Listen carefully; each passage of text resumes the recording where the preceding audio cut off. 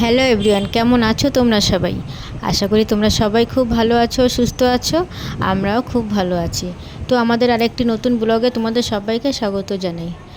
আর যারা আমাদের চ্যানেলটি সাবস্ক্রাইব করোনি তারা প্লিজ সাবস্ক্রাইব করে আমাদের পাশে থেকো। আর দেখো প্রায় সন্ধ্যা হয়ে গেছে, তো আমরা দুজন রেডি হয়ে বেরিয়ে পড়লাম মামা শ্বশুর বাড়িতে। এগুলো খুব সুন্দর করে সাজানো হয়ে গেছে, লোক এসে এটা সাজিয়ে গেছিলো আর খুব ভালোই লাগছিল, লাল আর সাদা। আর আমরা এখানে ওয়েট করছিলাম, মামারা গেছে ঠাকুর আনতে, তো ঠাকুরটা নিয়ে আসবে। আর এর মধ্যে দেখি মামার সবাই চলে এসেছে ঠাকুর নিয়ে। তো মামিরা এবার ঠাকুরকে বরণ করছে, বরণ করে নিয়ে ঘরে তুলবে।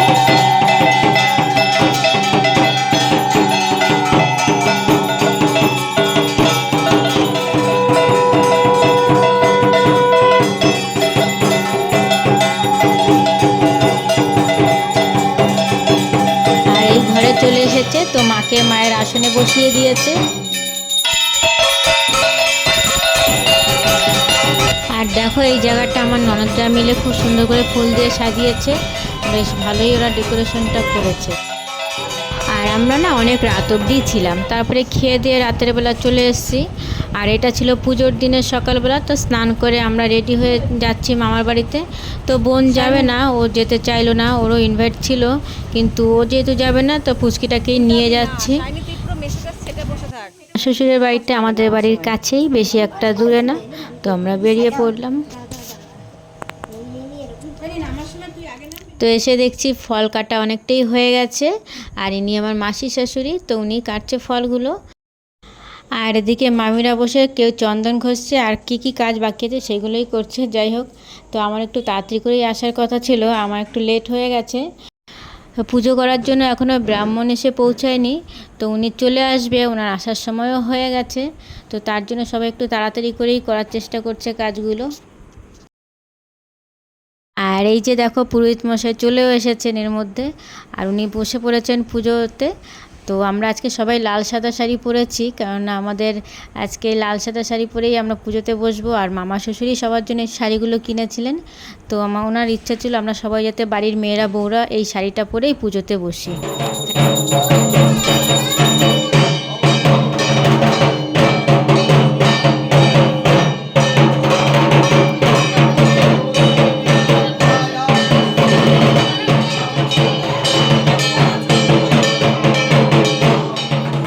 আর এই বাচ্চাটা আমার ছোট্ট একটা দেওর, তো খুব সুন্দর করে ঢাক বাজাচ্ছিল, তো আমি ওর ঢাক বাজানো দেখে তো অবাক হয়ে গেলাম যে এত সুন্দর ঢাক কে করে বাজাচ্ছে।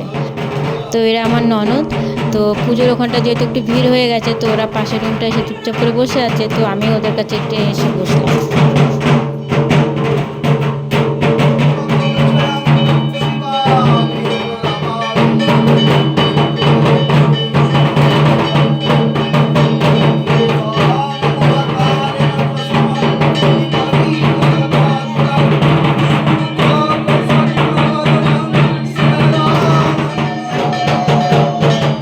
তো এবারে অঞ্জলি দেওয়ার সময়, তো সবাই এখানে বসে পড়েছে অঞ্জলি দেওয়ার জন্য। মামারা আছে, মামিরা আছে, মাসি শাশুড়িরা সবাই আছে। তো আমি পরের ব্যাচটায় বসবো, কারণ এখানটা জায়গা নেই বসার মতন। ওম সিন্দুরি বপ্রাধান্যে সুকনাশ পাত প্রমীয় সর্ব বিঘ্ন বিনাশায় রোগং শোকং পাপং তাপং সর্ব বিঘ্ন বিনাশায় শ্রীমদ মনসা দেবীং চরণকারীশং কাশ্যপগোত্র জগন্নাথায় দাসুৎ সর্ব বিঘ্ন বিনাশায়। ওম সিন্দুরি বপ্রাধান্যে সুকনাশ পাত প্রমীয় মারুয়ে মা ষষ্ঠয়ে রোগং শোকং পাপং তাপং কাশ্যপগোত্র অসীম অসীম রায় দাসুৎ সর্ববিঘ্ন বিনাশায় শ্রীমদ মনসা দেবীং চরণকারীশং। Hello hello. ডানাতে কোড়াঙ্গুলের আগের আঙুল দিয়ে মুখে 3 বার জলের ছিটি। নমো বিষ্ণু নমো বিষ্ণু, জলগুলো ফেলে দেওয়া, হাতটা ধুয়ে নাও।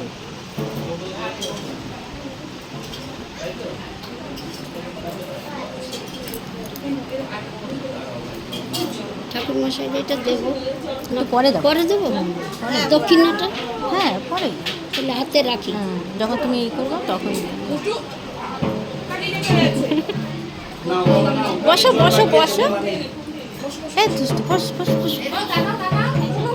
নমো বিষ্ণু নমো বিষ্ণু নমো বিষ্ণু নমো বিষ্ণু পাদার্ঘ সম্মতিমাম নমো বিষ্ণু নমো বিষ্ণু নমো বিষ্ণু।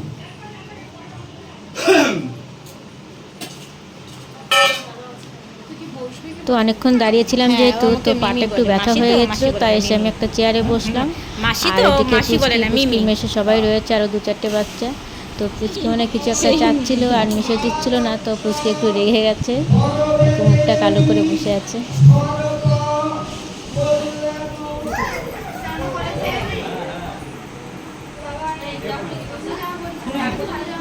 না, তুমি মুখটা কালো করে রেখে দিই, দেখ কেমন কালো করে রেখে দিয়েছে, দেখ এদিকে তাকা তাহলে। তো এবার মামাদের অঞ্জলি দেওয়া হয়ে গেছে, এবার আমি যাব অঞ্জলিটা দিতে। তো এই যে বসে পড়েছি অঞ্জলি দেওয়ার জন্য। তারপরে সবার অঞ্জলি কমপ্লিট হয়ে যাওয়ার পরে ছাদে চলে এসেছি, কারণ একটা পুজো দিতে, সে মনসা গাছ না কি বলে, সেই গাছটাকে পুজো দেওয়ার জন্য যে মামিরা গাছটাকে সাজিয়ে দিচ্ছে সুন্দর করে জবা ফুল দিয়ে। তো এতটা রোদ ছিল, দাঁড়িয়ে থাকতে পারছিলাম না, পার নিচটা পুরো পুড়ে যাচ্ছিল। তো মামা বলছে ছাতা নিয়ে আয়, কে গেল ছাতা আনতে। তো আমরা তাড়াতাড়ি করে নিচে চলে গেলাম, কারণ আর দাঁড়িয়ে থাকা যাচ্ছিল না। বসায়নি এদিকে, ওরে বাবা পাটলে পুড়ে যাচ্ছে।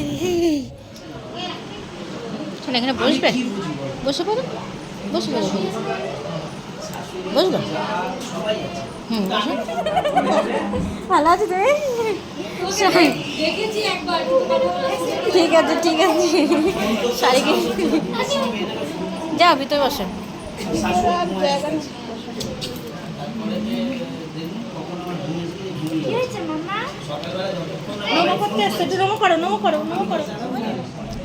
তো এবারে যজ্ঞ করবে পুরোহিত মশাই, তো উনি শুরু করে দিয়েছে ওনার যজ্ঞ।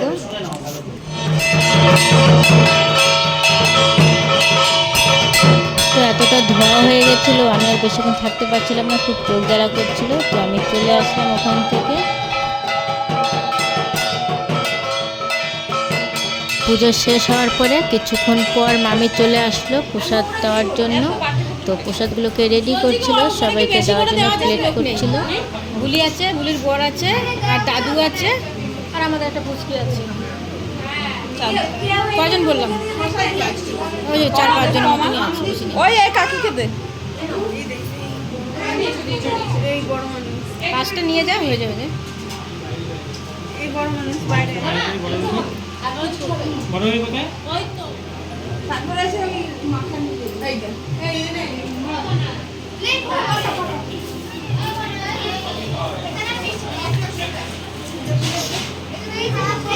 খাবি দাঁড়া একটা কেউ দিচ্ছে না ও তো ছিল খাবে দেখি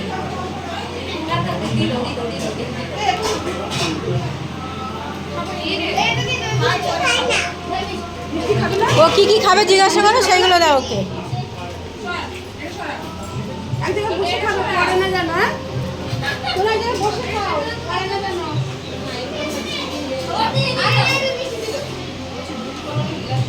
হ্যাঁ দুজনে ক্লাসে যাও পড়ে খাও ইও বাকি বাসে যাও বাকি রাখি ও শুধু লেবু নেবে আর কিছু নেবে না। এটা প্লাস্টিক কাই পেপারটা দাও তো।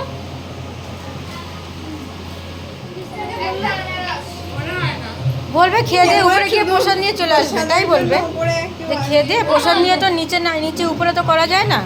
খেয়ে দিয়ে নাই, নাহলে প্রসাদটা খেয়ে না না নিয়ে যাওয়া সম্ভব না সিঁড়ি থেকে। নাহলে বললে আগে যাও প্রসাদটা খেয়ে নাও, তারপরে এখানে বসে খাও। আমি মোটামুটি প্রসাদ খেয়ে নিয়েছে, তো এবার আমি প্রসাদ খেতে বসেছি।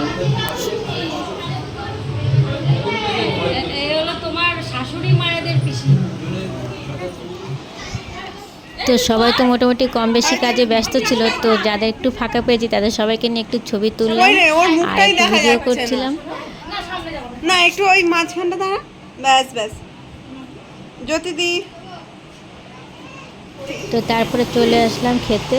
তো এখানে ছিল পোলাও, ছিল আলুর দম, ছিল আর আনারসের চাটনি, ছিল মিষ্টি, ছিল পাঁপড় ছিল।